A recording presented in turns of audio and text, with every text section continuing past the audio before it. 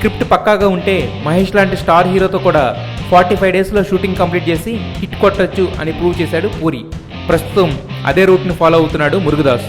పక్కా స్క్రిప్ట్తో sets పైకి వెళ్లడంతో bilingual సినిమాని కూడా 4 నెలల్లోనే పూర్తి చేస్తున్నాడు. పోస్ట్ ప్రొడక్షన్లో క్వాలిటీపై కాన్సన్ట్రేషన్తో కాస్త టైం తీసుకుంటాడు.